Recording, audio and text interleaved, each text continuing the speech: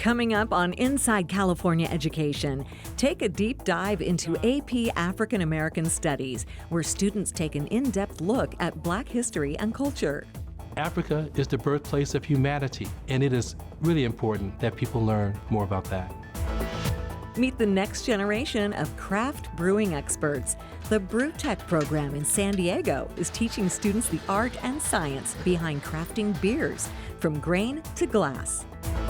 Students are in the spotlight as their work fills Fresno Unified's new gallery, where creativity and learning come together in powerful ways. It's really nice knowing that my art piece that really means a lot to me was put out for people to see.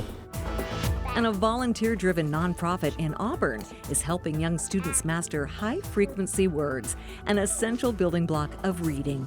It's all coming up next on Inside California Education.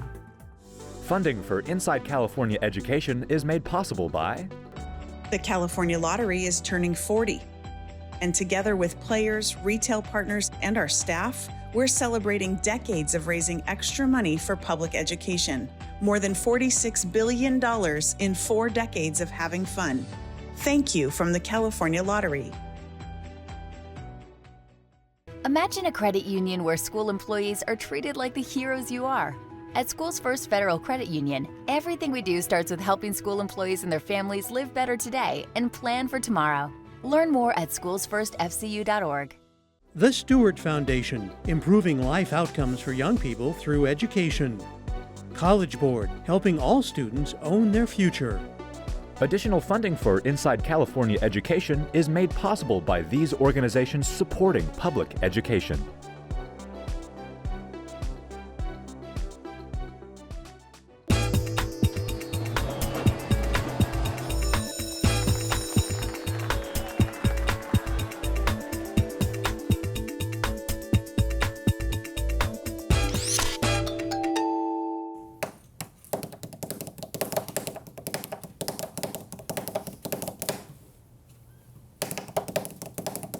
Creating this rhythmic beat isn't part of a music class at Susan Miller Dorsey High School in Los Angeles County. It's actually a small piece of a unique advanced placement course called AP African American Studies. Dr. Donald Singleton is happy to give life to an often overlooked subject. Thank you. Give it up for those who help. AP African American Studies is an interdisciplinary course. It brings together history, art, music, political science, and so many other genres of study to emphasize the beauty and the brilliance, the resilience of Africa. In 4 units focusing on the African diaspora, the transatlantic slave trade, Reconstruction, and the movements and debates of Black culture, the course aims to educate students in all things African and African American. Africa is the birthplace of humanity, and it is really important that people learn more about that. If you take a course like AP African American Studies, you learn things you would have never learned in your AP World History classes, in your AP US History classes. There are some bits and pieces of this in other classes, but there's no class that focuses on this subject. Before taking this course, I knew that a lot of contributions to society were from African Americans and Black socialists and philosophers. I didn't know the extent of the reach that they impacted. As a senior aspiring to attend a historically Black university, Brennan says this AP course has been integral to her high school journey. I thought if I didn't take it, it would be at a disservice to myself because it's a resource that very little students have that I'm taking advantage of. In the African American Studies class, I can learn about something that's not only true, but also relates to me, and it makes me feel empowered to learn about my culture. AP African American Studies was developed by the College Board and began with a 2-year pilot program. Susan Miller Dorsey High School was part of that early effort. But the course has faced significant opposition in some states. it's been banned or restricted in Florida, Arkansas, and South Carolina. Susan Miller Dorsey High School was the first public high school in California to offer this course. When we started, 60 schools offered it, and then the next year, 700 schools offered it, and now 1,600 schools in the country offer this course. And so I would like to see this course in every classroom. More than 115 schools in California now offer the course. Among them, Valley View High School in Riverside County. The popular course, taught by Gabriel Arnold, draws students of all ethnicities and backgrounds. I think one reason it's very important is representation. I do believe representation does matter. Students are very hungry to learn about things that they feel is sort of hidden from them. Being in this class allowed me to really just appreciate me, appreciate my identity, and appreciate what I've come from. It makes me want to talk to other young Black girls like myself that have struggled with their identity, and it allows me to want to bring up the younger generation around me. I often say to my students, the more we know about one another, the less likely we are to dislike one another. So it's really fostering this kind of community where people learn about each other and celebrate each other rather than tear each other down.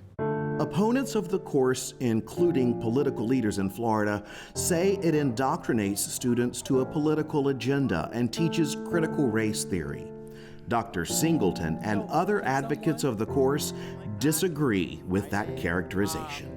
I believe that some of the misconceptions about the course is that somehow we are speaking negatively about another race, that the whole course is designed to criticize another race. That's far from the truth. What we do think about doing is enlightening everyone. Identify yourself. Everyone should walk away saying, I did not know how beautiful Africa was. Had no idea all the things that came out of Africa, and that's what the key is. There's all this debate about how to engage students. Well, a great way to engage students is have them learn about things they feel are relevant to them. And what's more relevant than one's identity? African American history is American history, so it's very important to learn. It's a course that deserves to be seen, that deserves to be on everyone's agenda, in everyone's program, everyone's curriculum. I think once you walk into this course and you sit into a classroom, you're going to feel empowered, not only educated, but a better person than you were when you walked in. AP African American Studies requires an end-of-course exam. Students also complete an individual student project, presenting their research in class and answering questions about their findings.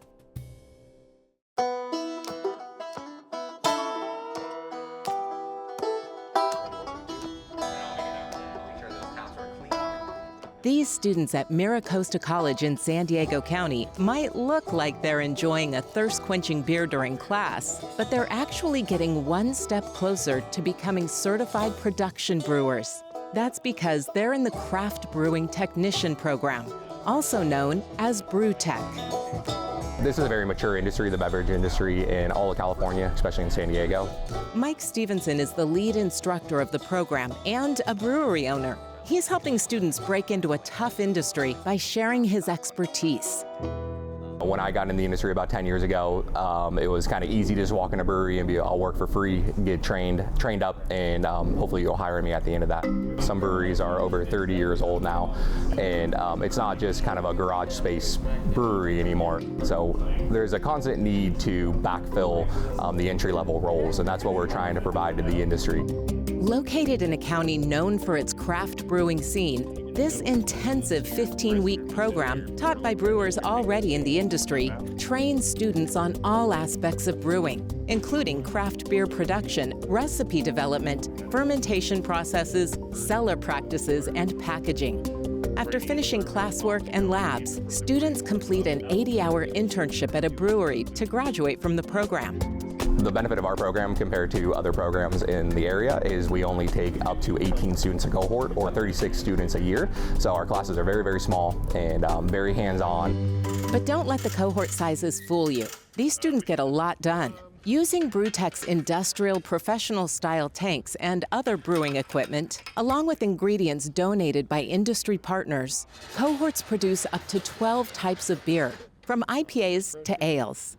They call it TCI on tap, and they can't drink it all alone. Because we produce so much beer in the lab, we produce about 300 gallons a cohort. So being able to spread the love and go to a local brewery and hand them a 4-pack of cans and be like, we made this at Maricosta College.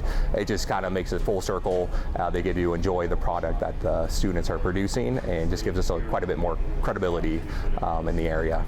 And the program doesn't stop at sharing their beer locally. They compete nationally against other college and university brewing and fermentation programs in the U.S. College Beer Championship, where Maricosta College won the Grand National Championship title in 2021. And they've been among the top 3 finishers every year since. I've heard so much about this program. It has a great reputation. There's a lot that you really need to learn experientially, and we're working with, some very experienced, successful production brewers here, and it's been a lot of fun. Melissa Greenfield has only been in the BrewTech program for 5 weeks, and she's already familiar with commercial-scale brewing equipment. It's been really exciting to see all of this process firsthand and, learn how to work with some very sophisticated equipment. A lot of those programs don't give you the hands-on production experience. A lot of it is more, hypothetical, on books, on paper. Let's get one of you at the computer to do a tasting, and we're gonna pass it off to Garrett here. So, my ideal student is somebody that wants an entry-level role at a big production brewery. They walk out with a Brewers Association safety certificate. They have this experience behind us. They have a work experience, whether that be an internship or a train to hire situation. So they start off with nothing on their resume and they end up with like 7 or 8 different line items. This is the only brewing program in California recognized by the Master Brewers Association of America. More than 85% of its graduates are employed in the industry, both locally and worldwide. If you want to be in the brewing industry and actively in production, this is the best program for that because you learn what you're going to be doing on a daily basis. Before becoming BrewTech alumni, Diane Hills and her husband Sean were home brewers. After graduating from the program, they opened the Roadies Brewing Company in the Southern California city of Vista. It was a dream come true. This program will get you a faster track pace to getting into that brew house and being that head brewer. We have a 10-barrel brew house. We have a small staff. I think we got nine people on staff. So we're 6 months in and really enjoying it. We plan to support the program and help it to grow. Like Diane and Sean, other alumni and industry partners are eager to help BrewTech grow as well. They donate high-quality raw materials like hops and malted barley for ingredients, or detergents and sanitizers for cleaning. Some breweries give students internships or make it a point to hire alumni, creating a vibrant, growing network. It's just a community of knowledge and help. That if I ever need anything, I can always ask Mike, hey, something's going wrong, or this isn't working out, or hey, do you know this person that I need, or something like that. It's just a very giving back community. It's super collaborative, absolutely. So now we have these pipelines, and that's been our goal for the past 10 cohorts, was establishing these pipelines and getting industry interested in this program. And now we get contacted pretty often to see if we have anybody available. This week I got 2 different emails saying who is available. We need somebody right now, which is a dream come true. Still ahead on Inside California Education, discover how young students are building a strong foundation in reading by mastering high-frequency words. But first, students take center stage in an art gallery designed to amplify their voices, where creativity meets real-world learning through art.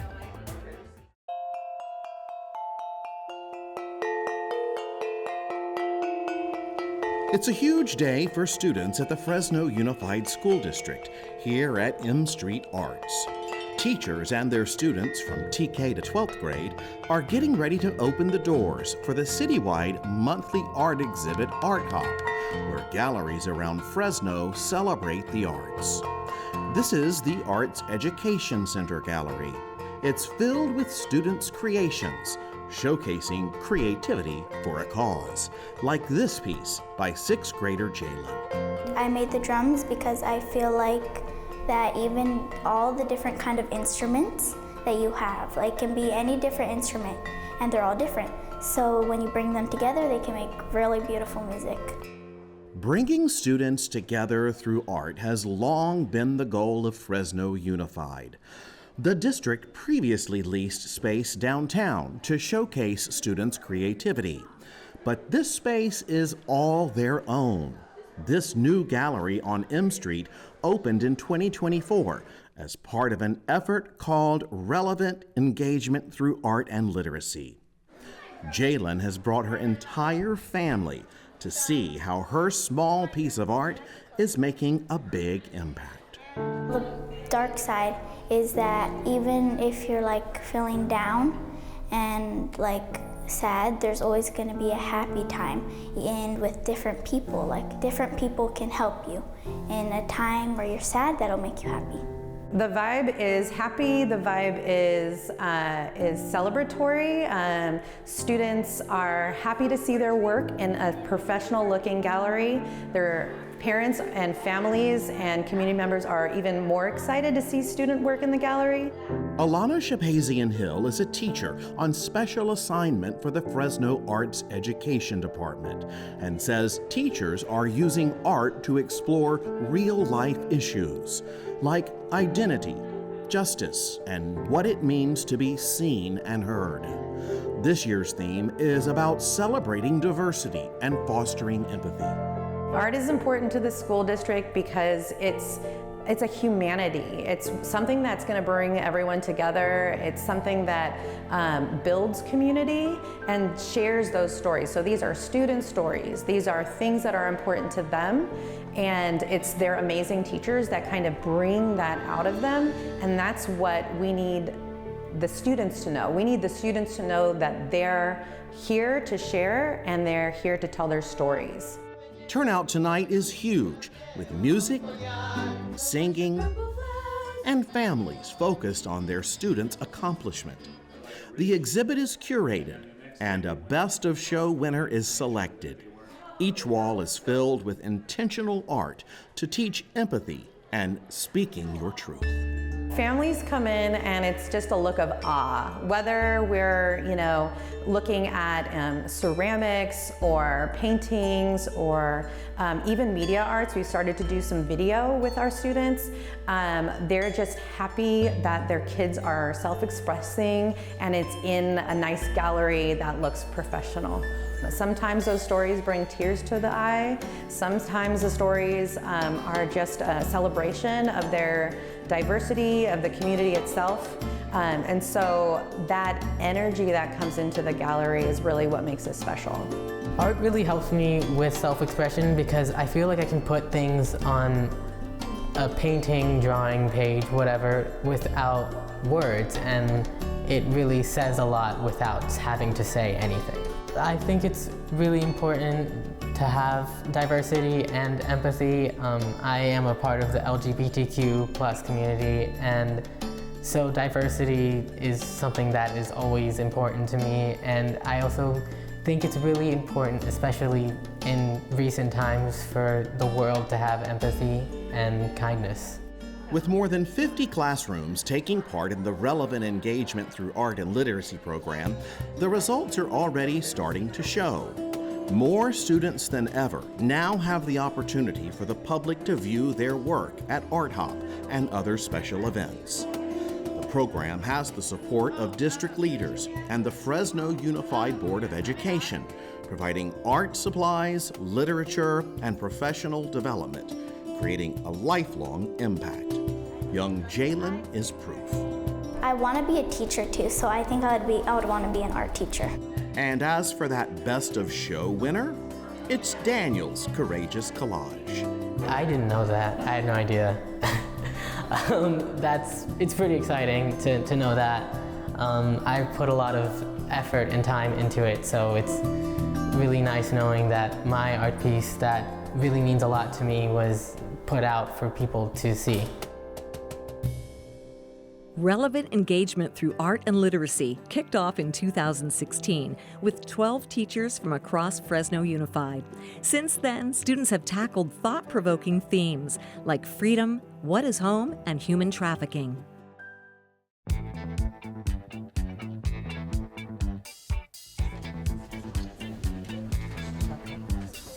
When a student is stuck and struggling with those tricky high-frequency words, who are you going to call?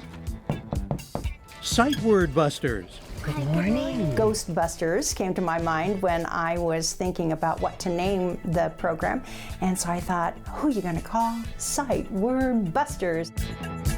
Sight Word Busters is a volunteer-driven nonprofit based in Auburn. It was started in 2011 by former teacher Linda LeBou. Her goal, find a way to help children master one of the most essential building blocks of reading, high-frequency words. High-frequency words simply means those words that occur most frequently in our text. They make up, for little ones in the first grade, kindergarten, first grade, about 80% of the words that are in their little books. And if a student doesn't learn these sight words, then they trip over each word as they try to read, and it really interferes with their fluency and their comprehension. We get a start. Good morning, Tadeo. Is that your book? Yeah. The organization aims to create a classroom where every child's eyes light up the moment they recognize a word. Right. Let's find our word of the day. Not by sounding it out, but because they know it. Yes.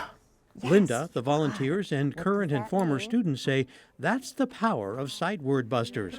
We finished the page. Every student learns at their own pace. With personalized booklets and no rush, kids stay on a word until it sticks. So you can take this home, and good job. I like learning the words. That I can learn more words to read. And kids love it. They really look forward to it. They see you coming in and they have such a routine, and then they tap the next student on the shoulder, and so it's really fun to see how each kind of classroom has its culture that way. Good morning, Jennifer. Good morning. DOES does. Our teachers just love our program because we're teaching a part of the curriculum, of their curriculum that needs to be taught, and they don't have to train their volunteers. They don't have to really lift a finger. We just provide everything. Why did you choose that one? Because it's the value is just incredible, and I think I would say how much they allow you to do with the kids. It's amazing, actually, what happens. And I think teachers often need to see things for themselves and see how it's going to work in their environment. Hi, Valeria. Is this your book? What began in a single classroom has grown into a network of over 350 trained volunteers, serving more than 2,300 kindergarten through second grade students across 24 schools in California. In addition to new and returning volunteers, the organization also trains older students to become what they call Buster Buddies. Sight Word Busters is complementary to all the other things going on around the student during his school day. The kids are so enthusiastic to learn, and the teachers and the principals and everyone else in the system is very enthusiastic about the results. Oh my goodness. She passed every one. Good job, baby. Give me 5. Class, give it up for Amara. She passed her Sight Word Club. The team says Sight Word Busters is designed to benefit all students, not just those who are struggling with reading. They say it's also important for children who are advanced readers to have one-on-one opportunities with volunteers to help further build their skills. We train our volunteers with different strategies to be able to work with kids at different learning rates, with different backgrounds and special needs. And we have strategies that we discuss and share with the volunteers. Stop. What Linda says she didn't realize is how important this work would become for the volunteers. Many of the seniors felt like they had a new purpose. They'd found a meaningful way to give back to the community. Some say working with the children and watching them make progress was an exhilarating weekly experience. That was the best way to find it, wasn't it? Sight Busters is a win for the teachers, it's a win for the volunteers, and it's a win for the students. That's it for this edition of Inside California Education. If you'd like more information about the program, log on to our website, insidecaled.org. We have stories from all of our shows, and you can connect with us on social media. Thanks for joining us. We'll see you next time on Inside California Education. That came out of African and African American music. I love to give it up for Darius.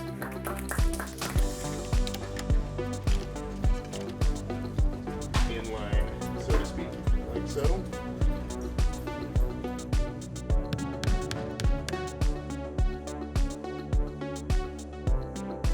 Give it up for Amara. She passed her sight word club.